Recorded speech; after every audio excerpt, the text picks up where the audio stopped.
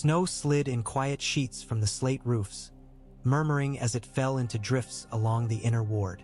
Winterfell breathed like a living thing, old stone warming under braziers, steam rising in the godswood where the hot springs bled through earth and root. Sansa stood at an arrow slit in the great keep and watched the snowfall blur the sky into a pale, endless dome. Her fingers rested on the rough lip of the stone. Below, stable boys led shaggy northern garrons under the vaulted gate. They shook their heads and blew plumes into the cold, and the grooms swore amiably and slapped their necks. A raven wheeled near the first keep and vanished into the white. Behind her, the great hall's doors were open, spilling warmth and voices down the passage. They had not yet raised back all the banners, not yet repainted the wolves on the doors or scrubbed out every flake of flayed skin from the Bolton sigils that had hung like a knife over her bed. It would take time for the castle to stop smelling, in odd corners, of tallow and cold iron and memory.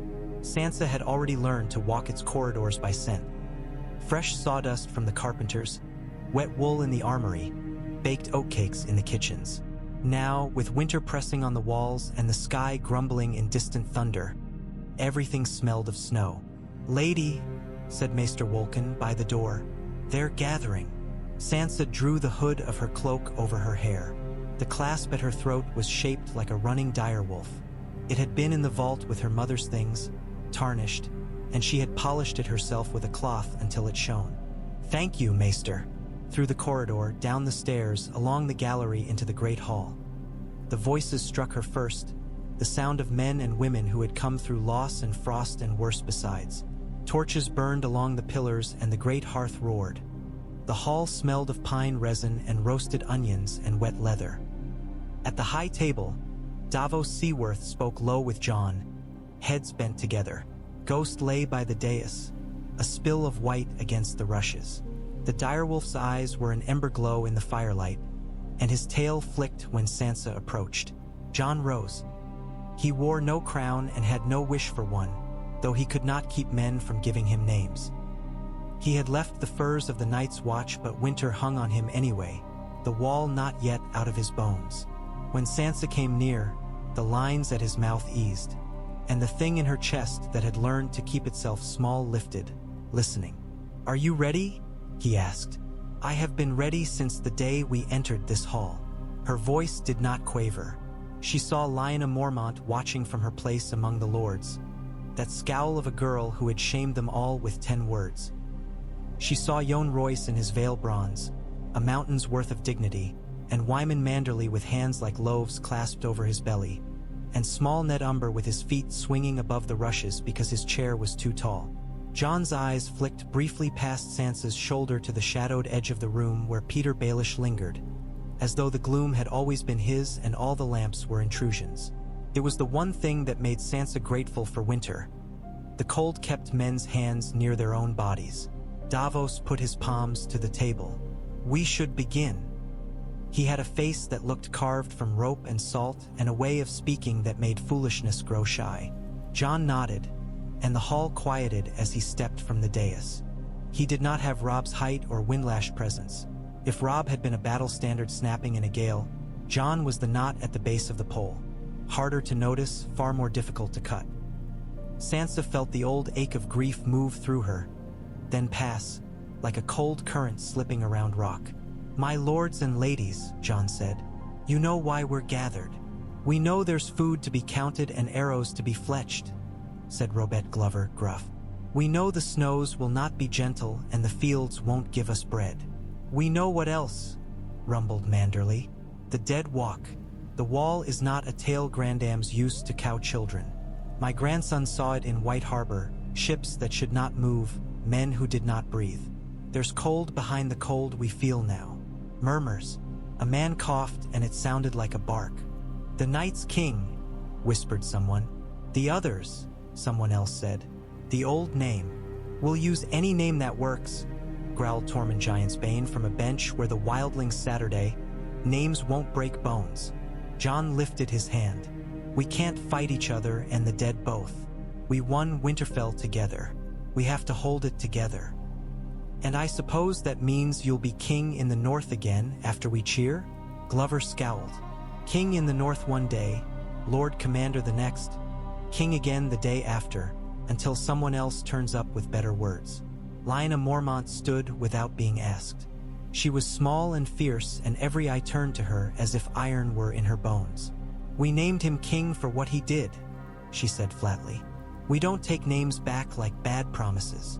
"We didn't name Lady Sansa," said a Karstark retainer with ash on his sleeve.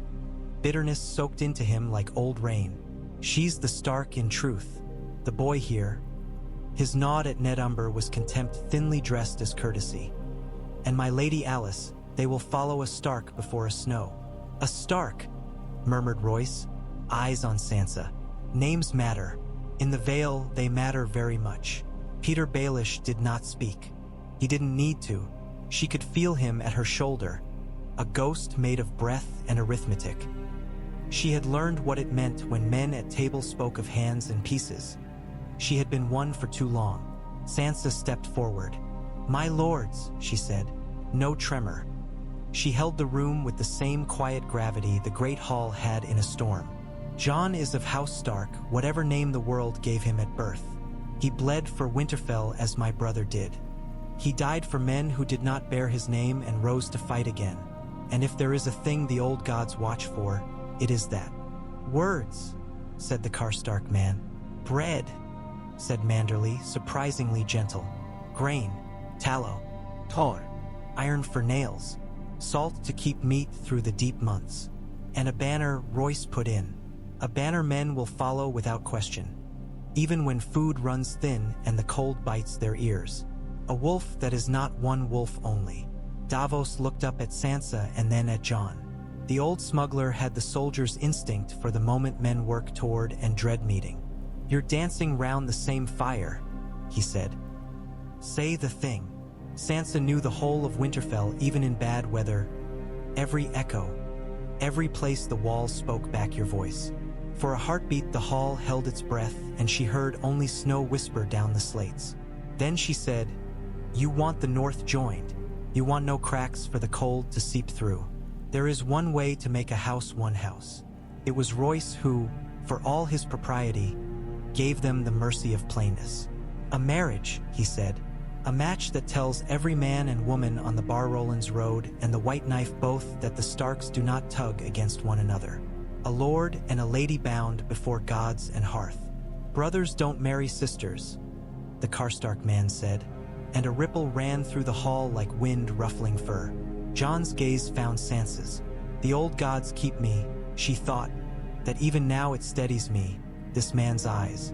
"We were raised so," Jon said calmly, "to think it, to know it, and yet we are not brother and sister," Sansa heard herself say. She had not planned to speak the next words aloud. They were the ones she had turned over and over in the inner places where she alone walked. "Not by blood, not in the old way. I am Catelyn Tully's daughter. Jon is not.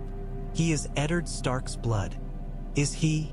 Peter said in a tone of idle interest, and the flash of raw fury that ran through Sansa shocked her with its warmth. He masked it with a half-smile, the neatness of a man placing a glass on a shelf.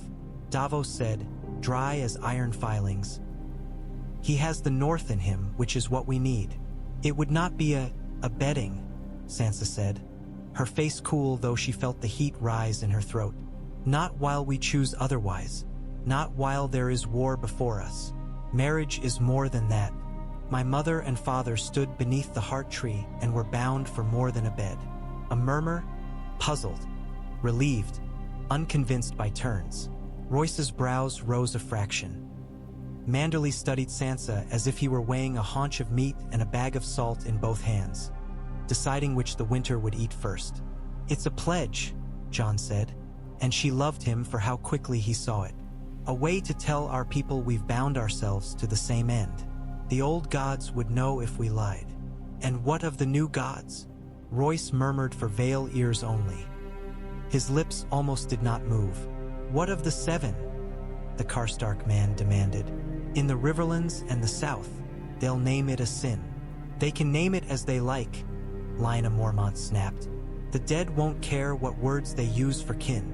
Sansa turned to the high table and then passed it toward the doors, toward the godswood just beyond, where the snow lay thick on the boughs and the red leaves hung limp like tongues.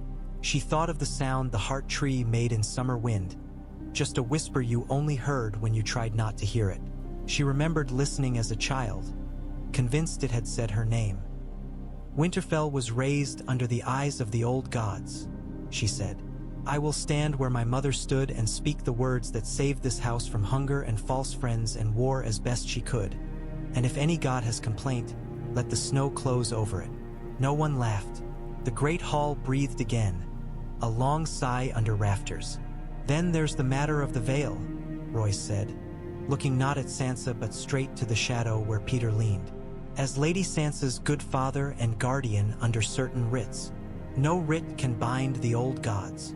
Davos's voice cut like rope across wood. We've a smith's job to do and not enough iron. Speak your piece, Lord Royce, and then let the girl and the lad do theirs. Royce's lips compressed. He glanced at Sansa. She nodded a fraction, gratitude clean as water. He inclined his head. Lady Sansa is free to choose, under the gods of her house. He did not look at Peter again. Baelish smiled, which meant he felt the room tilting under his feet. Be careful of your steps, my dear, he murmured as Sansa passed him, quiet and warm as a cat's purr in the straw by the fire. Winter makes the stones treacherous. They're less treacherous than men, Sansa replied without pausing, and went with Jon toward the doors. Outside, Winterfell's air bit like mint. Men and women followed at a distance. The hall emptied in a slow spill. The godswood held itself silent, as if it had been listening all along and now wished to finish a thought. The hot springs made a faint hiss where water eddied under ice. The heart tree loomed white with old tears dried into its bark. Against that pale trunk were old scratches, children's knives biting proof into the world that they had been here, that their names mattered. The filming of a boy's blade, the practice gouges of a girl modeling herself on her aunt's bravery. Sansa could find them by touch with her eyes shut. And half a wolf beside it. Are you certain? Jon asked without looking at her. He was watching the tree as if it might turn its heavy boughs and answer. Are you? I am not certain of anything I do, he said softly. Only of why I do it. And why is that? To keep our people alive, he said. To keep you alive. Something loosened in her that had been tied since girlhood. It did not vanish. It only loosened, as if a tight sleeve had been pulled off and her arm could breathe. Then we are the same. Maester Wolkin stood a short way off with a small book under his arm, perhaps useless, but maesters loved their ledgers. Davos stood near Ghost, whose breath plumed palely. Royce and Manderly and Lyanna and a ragged half-circle of northern faces stood beyond, their features reddened with cold. Peter Baelish did not join them. Sansa did not look to see where he had gone. She and Jon stepped into the shadow of the heart tree. Snow whispered down a red bough and kissed Sansa's cheek, a cold blessing. Jon turned to her and held out his hand, palm up, bare to the air. She put her hand there. Their skin touched, and what passed between them then was not heat but steadiness, like bracing a beam with another beam in a house storm took apart, because the house remembered, because it wanted to stand. I, Sansa of House Stark, she said, before the old gods and my father's gods, bind myself to Winterfell and to the north, and to you as Winterfell is bound to the north, to do no act that sunders us while breath is in me, to war no war that is not our war, to spare no kindness that builds what we are. Jon's voice joined hers where she paused, as if he had known the words all along. I, Jon of House Stark, he said, letting it stand without argument, bind myself to Winterfell and to the north, and to you as Winterfell is bound to the north, to hold nothing if it costs the north, to give everything if it holds us together, to keep faith with the living and the dead under these branches. The wind made a low sound through the leaves. It might have been anything. It might have been nothing. Davos's breath came out hard. Manderly sniffed and swiped at his nose, which did not necessarily mean tears. Wolkin wrote something in his book and then shut it, embarrassed, as though he'd been discovered stealing fruit. Lyanna Mormont said, shrill and fierce, "It's done," and shook her small fist in the air. and someone laughed through their scarf, and then the sound became a rough cheer that felt like the first warm loaf cut open. The steam a promise that the day wouldn't kill you. Jon and Sansa stood side by side until the cheering drifted off like smoke. "Thank you," he said, very quiet. "For what?" "For saving us time," he said. "For telling the truth before somebody else turned it into something else." "Do I often do that?" she asked coolly, and he smiled with the tiredness of a man who had walked all night and had another night to go. "More often than you know." Winter tightened. The days drew in like a seam stitched too tight. Snow clogged the sheds. The smoke holes in the long barracks hissed and sucked, huffed and breathed, and out of them came stories along with the smoke because people are kettles without telling they burn. They spoke of Jon and Sansa standing under the heart tree and of Lyanna Mormont shouting, and of the Karstark man's mouth looking like a split plum. They spoke about food. They spoke about the dead. They spoke about the Vale Knights and whether they would hold if the wind changed. And they spoke of the white knife freezing solid enough that you could march a horse across it if you didn't mind losing it in a thaw. Sansa counted. She counted sacks of oats and barley, wheels of hard cheese. Smoked hams hung in rows that looked like the bellies of seals. She counted stitches in mittens and the number of boys with hands big enough to hold a spear long enough to keep a dead thing at the right distance. She learned the art of moving a fire so it burned slow and clean, and the art of moving a family to a smaller space without making them feel evicted. She learned which widows made broth stretching magic out of bones and which men only pretended to mend sleds and used nails for barter. She told good stories in the kitchens and terrible ones in the armory, because each was needed for the work done in those places. Jon trained. He drilled in the yard until the blood rose in his wrists and his shoulders burned. He spared with any man who wanted to feel the weight of Longclaw and more with the ones who didn't, for fear makes hands slippery.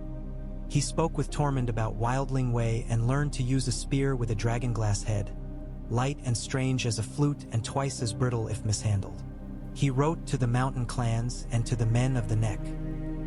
He wrote to his friend at the Citadel, Samwell Tarly, whose words came back smelling of parchment and sea salt and courage trying hard to be taller than itself. Dragonglass, Sam wrote again and again, as if the word might break like ice and flood the page with salvation.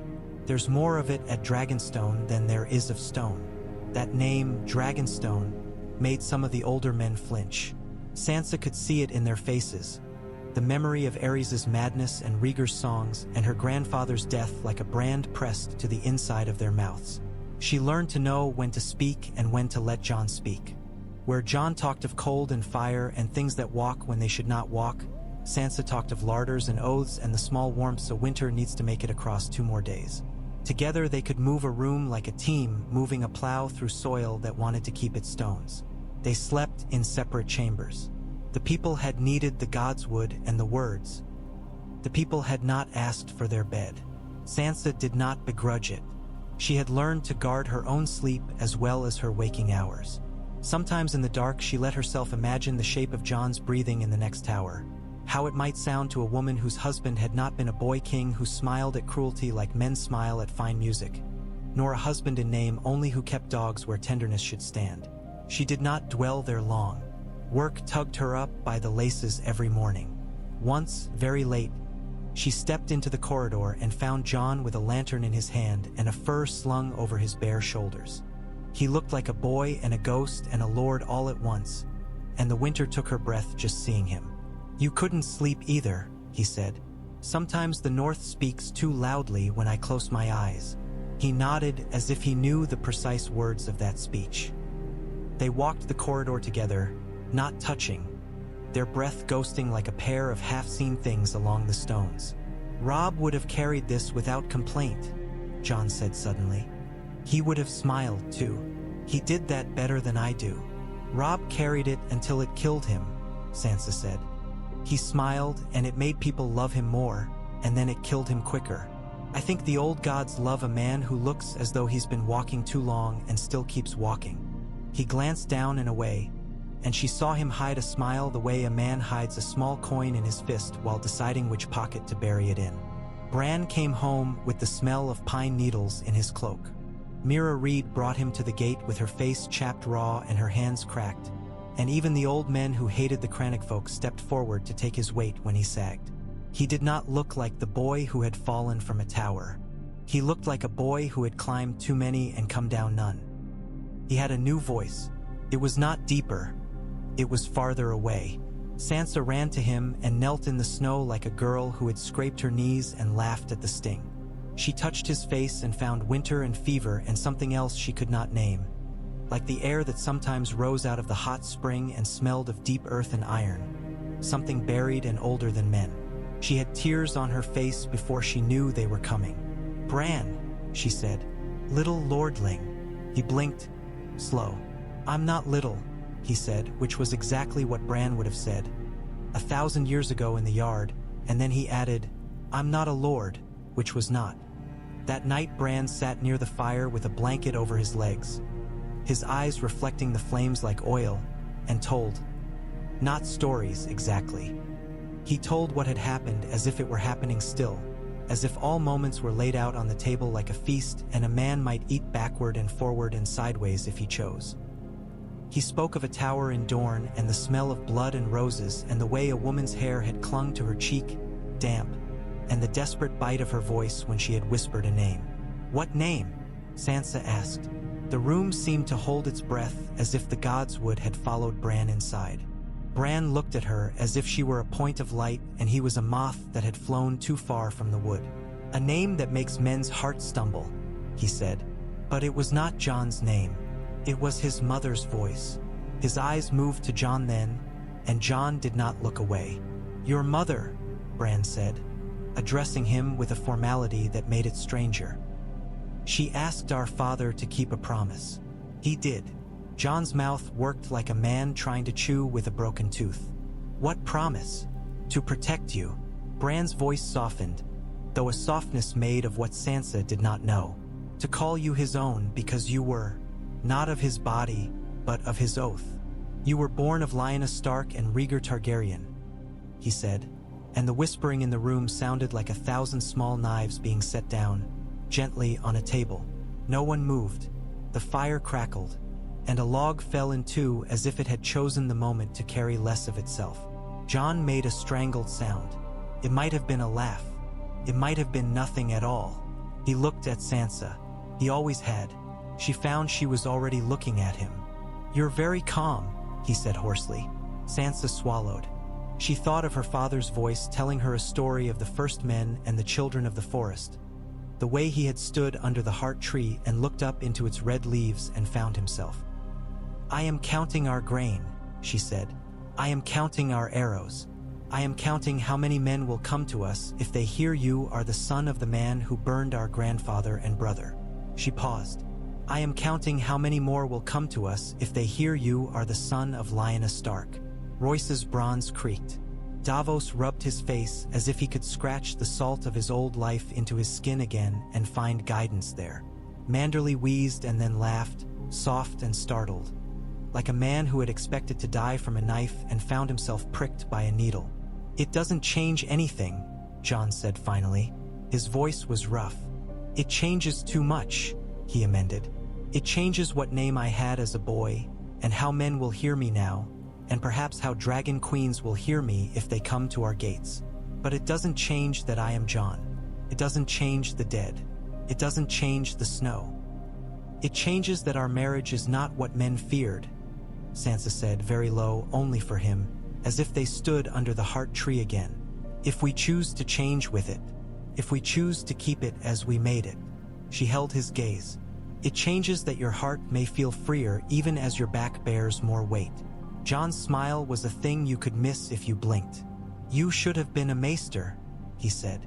"I like my hair too much," she said, and startled herself by smiling back. They told only those who needed telling. You do not take a torch into a room full of dry reeds unless you mean to burn the place clean. Royce heard because words from the north must travel through the Vale, and that road needed paving with something more than snow. Manderly heard because White Harbor's granaries would feed them, and harbor men love to talk and to know what they talk about better than the next man. Lyanna Mormont heard because you did not tell Bear Island what to do. Davos heard because he already had. Wolkan heard because there was nothing to be done for it. Maesters are buckets with holes. Water goes in, water goes out in slow trickles you cannot stop. There were ravens. There were replies that pretended not to be afraid of the Targaryen name, and some that did not pretend, and some that pointed out that the Stark name was an older gold than any king's. Sansa wrote replies as if she were a woman building a table and knew exactly where to place the pegs. News came up through the snows like a blade through skin. Dragonstone had a queen and 2 dragons flying her banner. A third had died at sea, rumor said, or perhaps been thrown down by a storm, or perhaps flown away to live as a mountain in disguise. The woman called Daenerys Stormborn had landed on Black Rock and lit old forges that had gone cold since Ares. Her hand was a small man with a ruined nose whose name troubled Sansa's dreams because she had known him, once, when he was older in her mind and kinder to her than most. Tyrion Lannister sent a letter addressed to the King Who Stands in Snow. And it was gracious, and Sansa read it twice without letting her face make any sign of what her chest did. Jon read it once, very carefully, and then set it down. "He asks me to come to Dragonstone and bend the knee," he said, as if reciting an order of candles on a sill. "He asks you to come and talk," Davos corrected. "Then bend, maybe. Hard to bend a man when you've kept him an ocean away." "She has what we need," Jon said. "Dragonglass enough to harm the dead, and dragons to burn their ranks. And men's tails move quicker when they ride a dragon's back." Sansa ran the edge of the letter under her fingernail, where the skin got tough in winter. "If you go, you'll leave the north. You must go," she said at the same breath. She felt the truth of it, the way a fractured bone learns the weather before the sky shows its mind. "I won't leave you to peel the winter by yourself," he said. "You won't," she answered. "You'll leave me with houses that don't yet trust each other, a harbor lord who eats enemies as pies when he can, a Vale lord who is a boy and a guardian who is a knife, a brother who sees time as if it were a lake he could wade through, and 1,001 small problems that will multiply like rabbits the moment I take my eye off them. It's good work. It's the right work." She tapped the letter once, lightly. "Go. Take Davos. Take fewer men than you want so no one thinks you're leaving for good. Take enough that you don't come back dead." Davos snorted. "That's the trick," he said. "Always the trick." Ghost nudged Jon's hip, a soft, sudden push. Jon put his hand in the direwolf's ruff, and Sansa felt a twist of hot jealousy for a creature who did not have to worry about grain. They parted in the yard in a flurry of snow and ravens and the clank of bits. Tormund slapped Jon on the back and then did it again when the first blow did not seem to carry enough warmth. Davos muttered to the grooms. Men who had become used to warmth in the hall slapped their arms and stamped their feet, complaining for the comfort of complaining. Jon swung into the saddle and looked down at Sansa as if they were alone. "We'll either come back with fire or with a queen angry enough to burn us," he said, attempting humor as a man attempts a frozen door with a shoulder.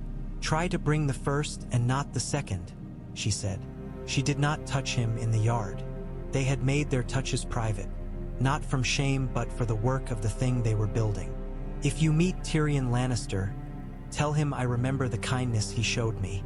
Then tell him he owes me new boots for what his family took." Jon's smile was quick and warmed by caution. "I will." He rode out and was gone into the white before the gate completed its slow descent. Sansa stood until the last beat of hooves faded into the skin of the snow, and then she turned and went to look at lists with Wolken. The castle could not know a hole had opened in it. A castle is always watching for holes. Days became a practice. She set men to cutting the lower limbs of outer trees to deny the dead any ladders. She set boys to twisting ropes and women to boiling pitch. She sent envoys north to Last Hearth and Carhold with small chests of salt and bolts of wool dyed in stark gray. You do not ask a man to swear for nothing. You give him something to hold while he says the words. She sent Manderley flour and asked him to send back salt fish. She wrote to Howland Reed of Greywater Watch and asked him to step out of his bog for once.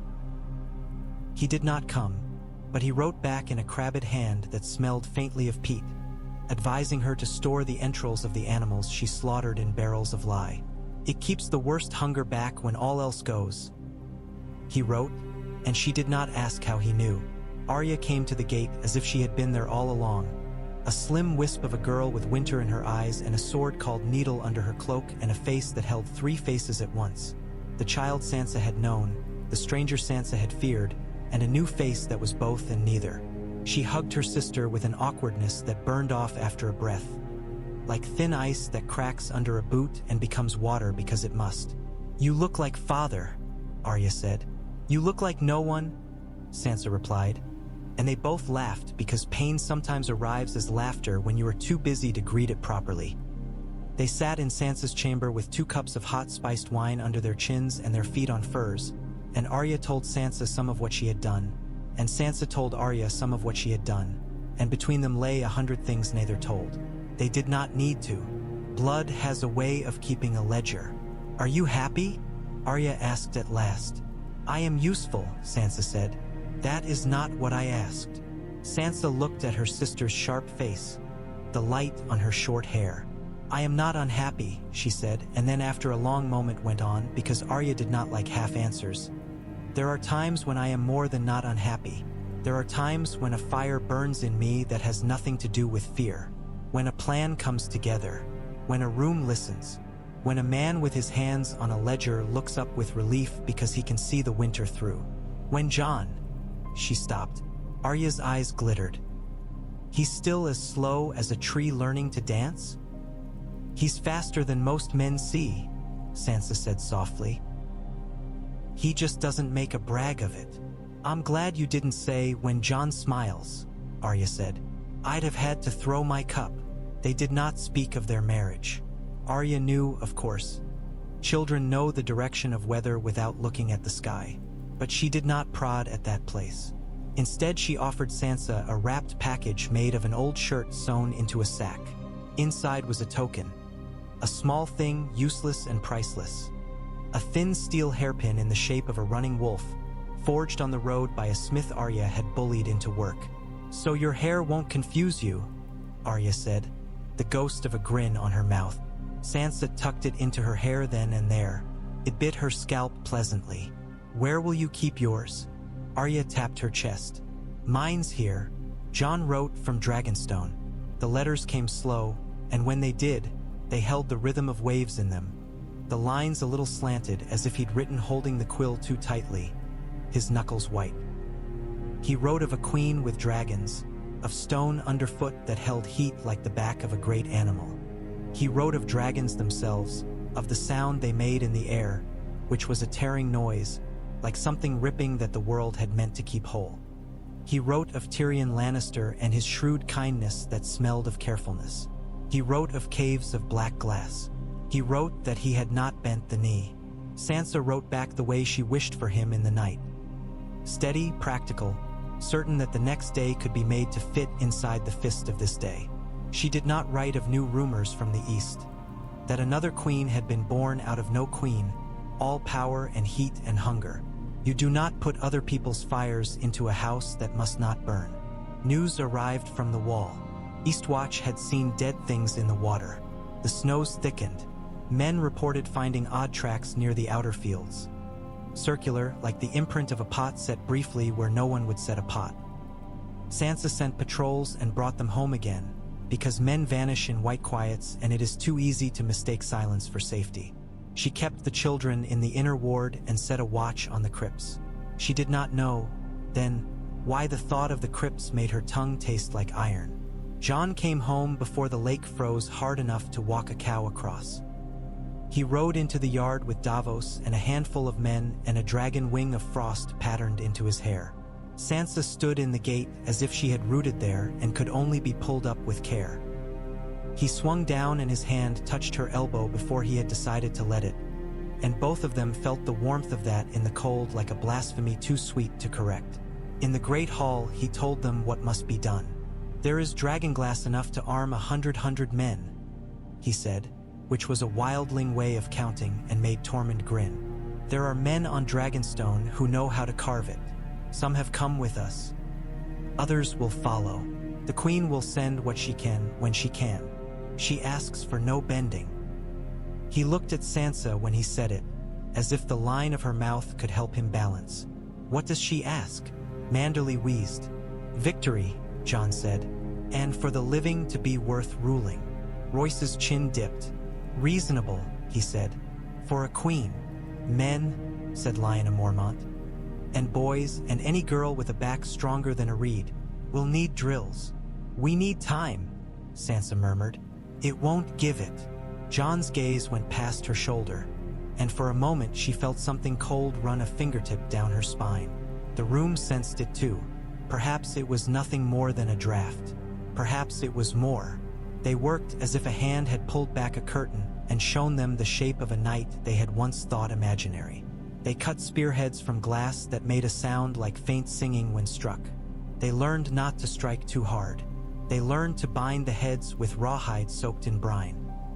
They carved small knives for the women who wanted them, and more women wanted them than some men would have guessed, which pleased Sansa in a bleak way.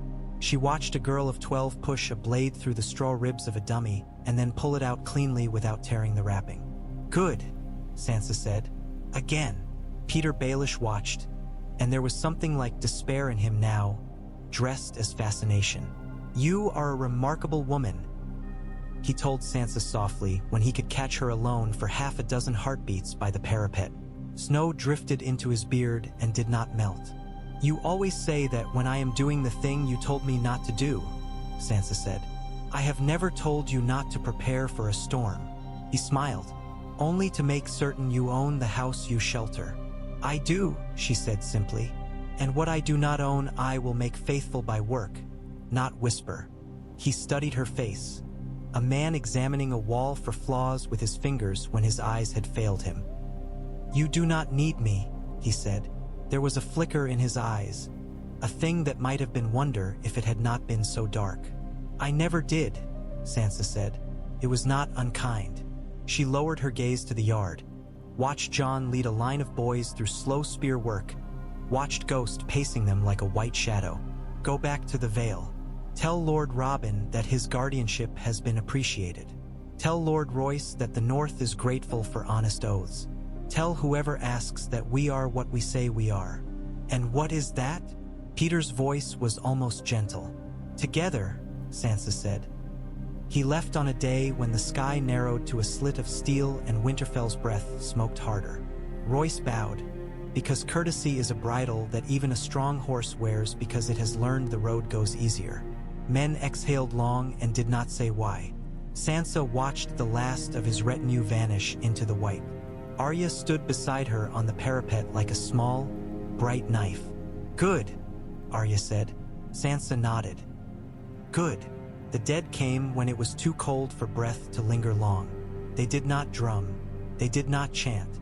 They came like a silence at the edge of a field. Not an absence of sound, but the presence of something that swallowed it. The first to see them was a boy on the outer gate with a scarf up to his eyes.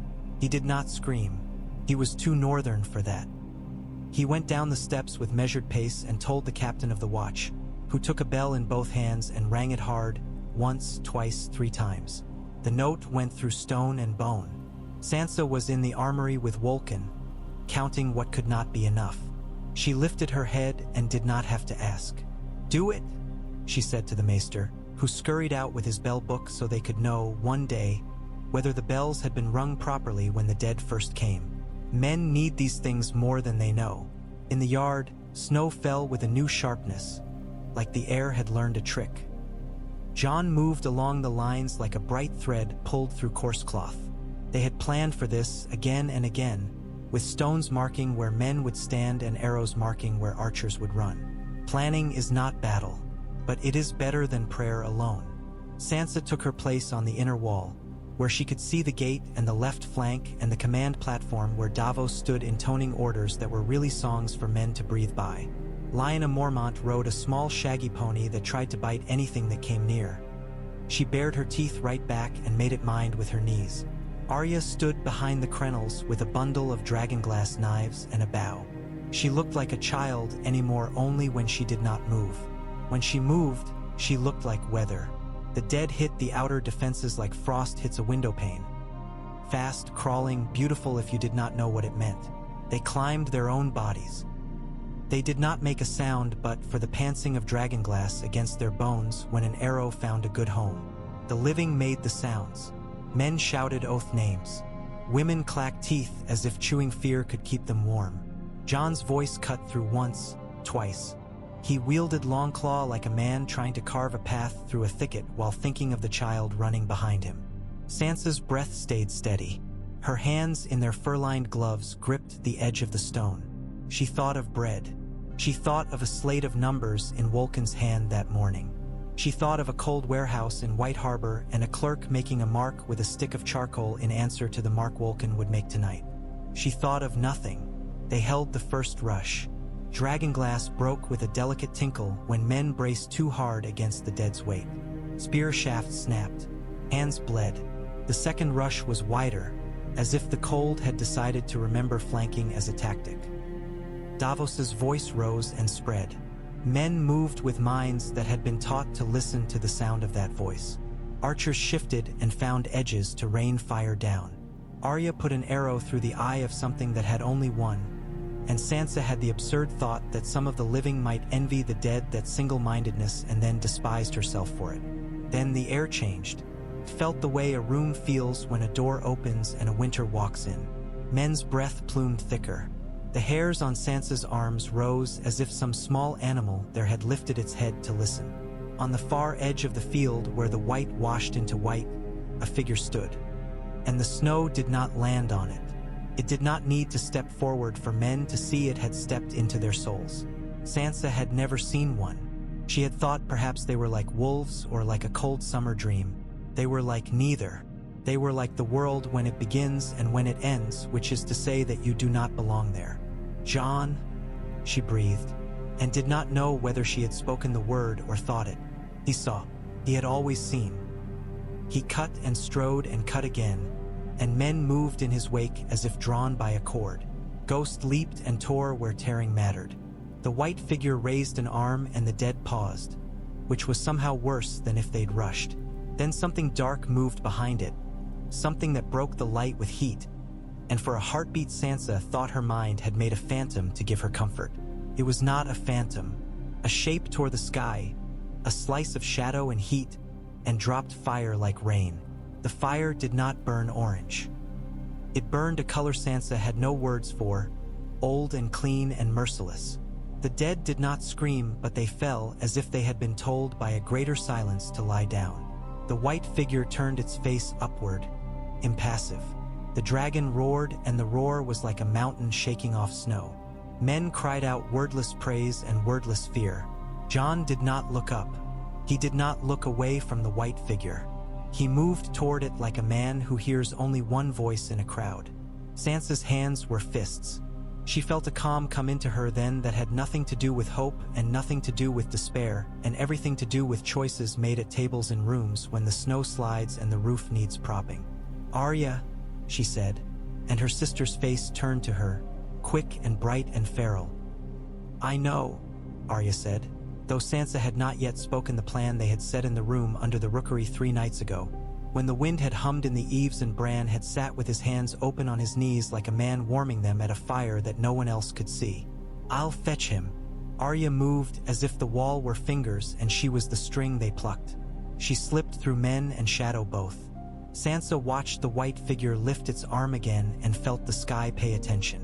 The dragon wheeled and flame licked the edge of the world, and some fire touched the ramparts and kissed a man's beard into smoke.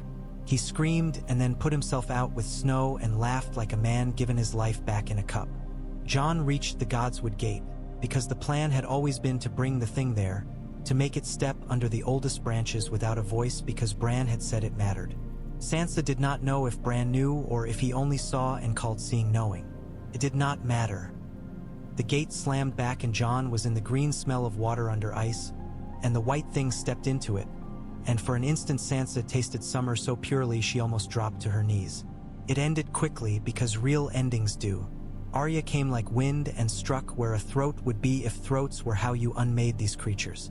She did not slow them. She made them turn their head, the smallest movement, and Jon drove Longclaw through the place that was not a heart and not a mind but something like both. The sound it made was like the bell had made earlier, a low iron note. It fell, and the falling was like a curtain dragged down. On the field, the dead hesitated. The dragon roared and fire licked them, and this time the fire's sound was louder than the silences. Men moved forward because when the thing that commands you falls, even the obedient pause to ask what obedience is. The dead stopped being what they were. Many did. Enough did. The others did not grow again out of the snow. The air changed back, just a degree or two, like the gods had breathed out. The men who had been close to giving up because the world had grown too far from the world found their hands again, their feet again, their mouths again for shouting. Sansa did not cheer. She watched until the last of the motion outside the wall belonged to the living, and then she went down from the rampart with careful steps because triumph makes men slip and hurt themselves as surely as fear does. She found Jon in the God's Wood sitting with his back against the heart tree. Longclaw lay at his side. Ghost lay across his feet like a pelt that breathed. Arya stood guard at the gate with two knives newly broken, the jagged edges black with the impossible shine of dead that is no longer dead. Jon's head was tipped back. He looked at the red leaves as if they were telling a joke he was too tired to get. There was blood on his cheek. It had frozen into a thin crust. Sansa went to him and knelt and took the edge of her glove and brushed it away, careful as a nurse with a child's fever. His eyes opened. "You're here," he said soft. It was not surprise. It was recognition. "I am always here," she said. He looked past her then at the heart tree, and for a moment she thought she saw relief in the carve of its face. Old eyes softening, old tears crumbling a little. "I think it liked that," he said. "What?" "That we brought it here," Jon said. "That we let the old gods see. It sounds mad." "Everything is mad," Sansa said, sitting back on her heels. "Only some madness is well made." He laughed. A small broken thing that mended as it left him. "You say that as if you were telling Wolken how to sew a sleeve." "I would tell him," she said, "if he asked." Men came to them then. Davos, slow and deliberate, holding the pieces of the fight in his hands in case they should scatter and be lost. Manderly, flushed and puffing, with news of where their lines had held like well-driven nails. Royce with a list of names already half-remembered and half-written. Lyanna Mormont limping, furious at the limp. Bran did not walk to them. He was already where he needed to be, his eyes half shut, his hands open to a heat none of them could see. Was that the end? Davos asked Jon. He did not expect it to be, not really. He needed to hear the shape the next days would take. "No," Jon said, "but it was an ending. They buried their dead where they could not rise. Dragonglass flakes in the mouths of the ones they were least certain of, because precaution is a northern prayer. The dragon circled once more over Winterfell and then was gone.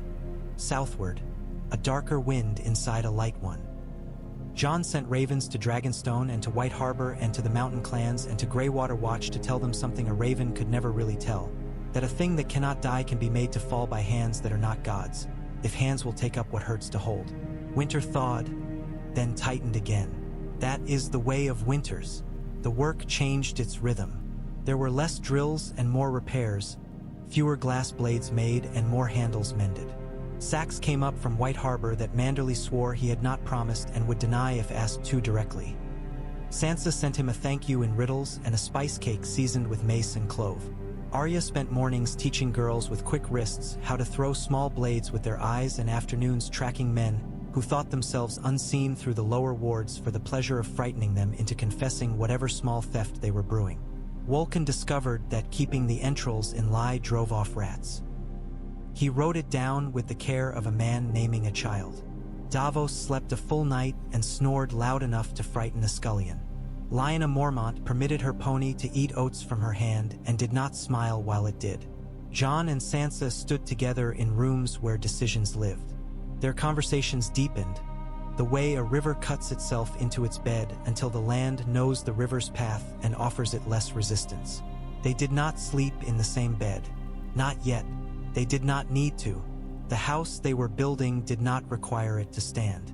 The need that lived between them required patience more than heat, and they had learned patience the way prisoners learn tally marks. In the spring's thin beginning, When the snow retreated to reveal old boots and new shoots, a raven came with a seal of lion gold pressed into red wax. Jon broke it with his thumb as if breaking an egg reluctantly. "From the south?" Sansa asked. "From King's Landing," he said. His mouth tightened. "From the Queen." "Which Queen?" Davos asked. Passing by with a ledger he pretended not to read as he walked. Jon's brow lifted. "The one who wears a crown made of what she took from people who did not deserve to lose it. The one who sat out the winter by her fire."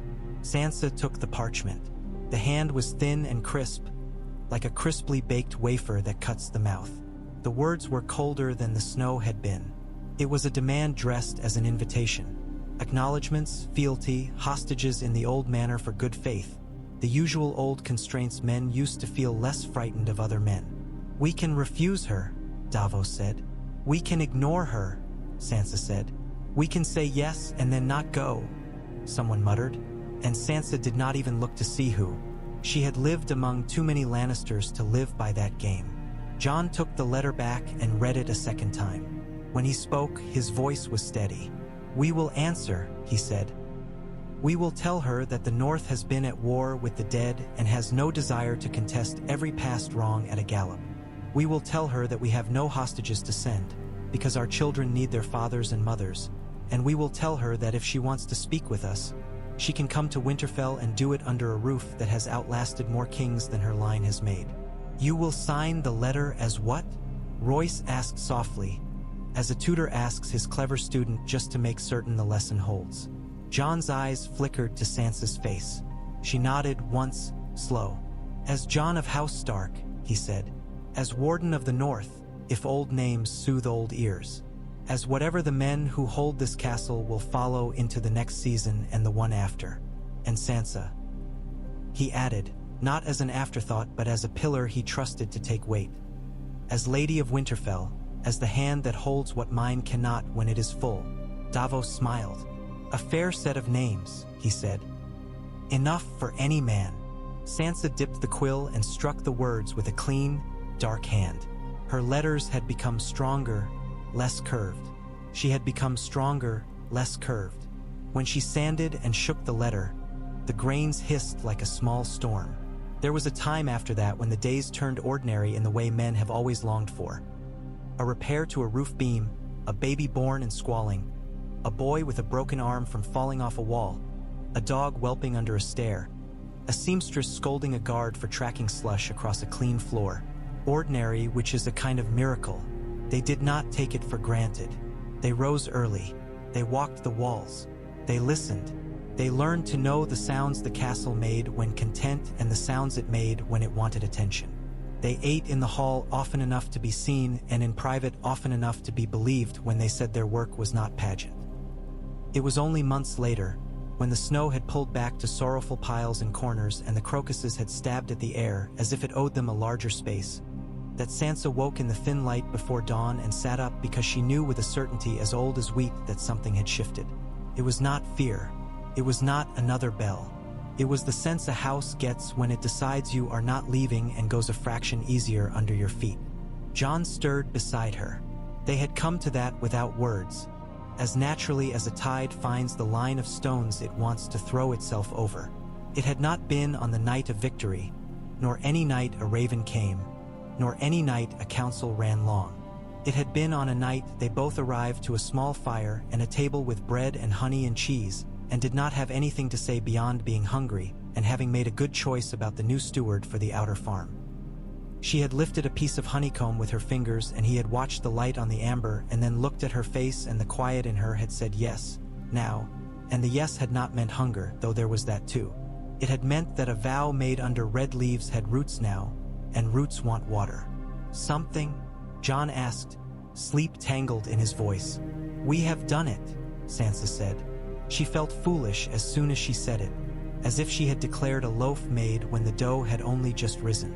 He smiled, slow. "Not yet," he said. "We will do it every day. We will do it until we are old. But yes, we have done something."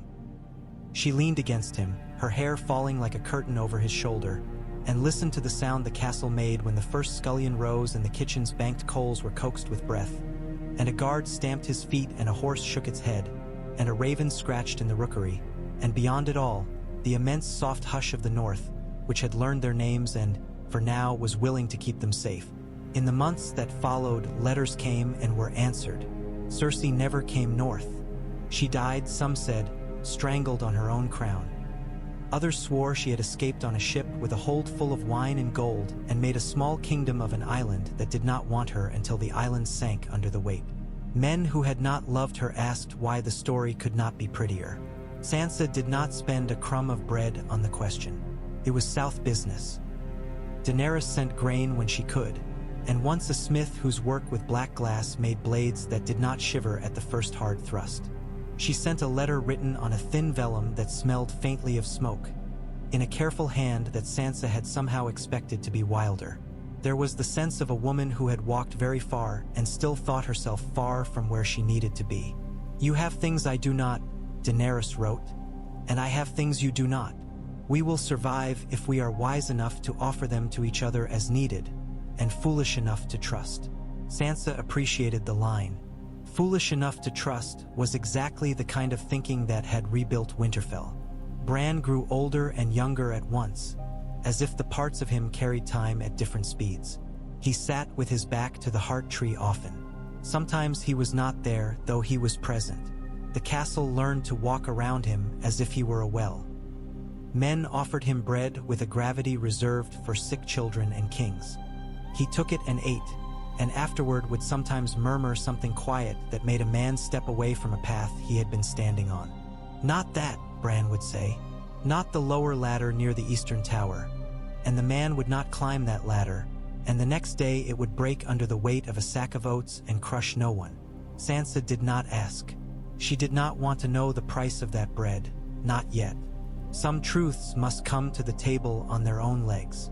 In the year of the deep thaw, when the mud of the roads sucked at wheels and men cursed with a vigor long missing from their speech, Sansa stood in the yard with her hair pinned by Arya's wolf and watched a group of boys practice with spears. One was bad. He had a lazy wrist and a tendency to look away before he struck. Sansa had learned to spot such things the way a seamstress spots a pulled thread at 10 paces. She walked to him and put her hand over his. "Look where it must go," she said. "Not away. It is rude to look away while greeting." He laughed, shocked into it, and in the laugh she saw he had been a boy who would have died had someone not put a thought into him just then. He straightened. He struck. The spearhead went where it should have gone to begin with. "Good," Sansa said. She turned to step back out of the way and found Jon watching her with that look as if he had been watching her since he was a boy and had just now learned how to call what he was doing by its right name. "What?" she asked. "Nothing," he said. "Everything." They walked the yard together afterward, listening to the clatter of practice and the quiet that wrapped it. "The Karstarks have sent word," Jon said. "Alice will come for the harvest feast. She'll bring half her house and expect to eat twice as much as any other." "Good," Sansa said. "Alice is a good eater. People trust a lady who can finish a plate. Manderley says he's found a way to smoke eels so they don't taste of river bottom for once." "Miracles," Sansa said gravely. They paused at the gate to the Godswood and looked in together, the way children look into a room they know holds something holy and a little frightening. The heart tree stood patient as a great old wife who had seen every child in the family born and shrouded. "Do you ever think," Jon asked, "that father would be proud?" Sansa said, "Yes." "Angry?" Jon said. "Yes," Sansa said and smiled. "A lord is always both. Proud because the house stands, angry because he can see the cracks only he cares about. We are our father's children." He took her hand then as naturally as he had held it under the heart tree that first day, and they walked among the red leaves while the castle hummed beyond, alive and busy and itself. The north breathed a long, slow breath. The snow on the distant line of hills glittered where the sun found it through fast-moving cloud. Rooks muttered in the high branches. Somewhere a child shouted and fell and then got up again because a voice he trusted told him to. Sansa looked up at the white face cut in the bark, at its old tears. She was not a girl who begged gods. She had begged men and learned to stop. But she inclined her head with respect and said in her mind the words that had come with the habit of this place and this life. Watch him. Watch me. Watch us and mend what we cannot see to mend with our own hands. The tree did not answer. It did not need to. It had made its answer in sap and snow and the way the wind moved. In Winterfell's halls that evening there was music, thin and praiseworthy for being made at all. It was not a court's music. It was a man with a fiddle he loved and a woman with a voice she did not know she had and a rhythm made by spoons on the table. They sang bad words with good humor. They sang good words with bad voice and laughed at it. They ate, and afterward some of them slept and some of them went to the yards to look at the stars and tell children old stories until the old stories made new sense. Later, in the quiet where work melts off bones and breath slows, Sansa lay beside Jon with her head on the crook of his arm, the wolf pin on her nightgown catching the firelight in a small steady shine. "Do you remember?" she asked. "The first day? The gods would. Lina shouting. Wolken writing as if it mattered." "It mattered," Jon said. "It did," Sansa acknowledged. "But it mattered because we made it matter, because we carried it into the days after, because we did not set it on a shelf and admire it like a pretty thing." Jon turned his head to kiss her hair. He was not a man easily given to grand words. He was a man who, when he spoke a large truth, made it smaller and thus easier to hold. "We made a house," he said. "Yes," she said, and smiled against his shoulder. "We did." Outside, snow began again, very soft, more acetylene than a storm, the kind of snow that thickens the shapes of things into kindness. On the wall, a guard pulled his cloak tighter and hummed the tune the woman with the voice had found. In the rookery, a raven shifted on its perch and tucked its head under its wing, black and complete and satisfied. In the gods would the old tree listen to 1,000 small sounds and made one sound back that no one could hear unless they had spent their life learning what it meant. Approval, perhaps, or only acknowledgement. Winter had not left them. It might never leave the north, not truly. But in the rooms of Winterfell, in the courts and the kitchens and the lean-tos and the old places where the stone had worn smooth under centuries of hands, warmth took root like a stubborn plant and turned its leaves toward whatever light the day offered. Jon and Sansa rose with the sun and made of the hours whatever they could. When there were cracks, they mended them. When there were holes, they filled them. When there were moments to breathe, they breathed together, as if they were still standing under red leaves with their hands joined, telling the cold and the dead and the living alike that a house had chosen not to fall.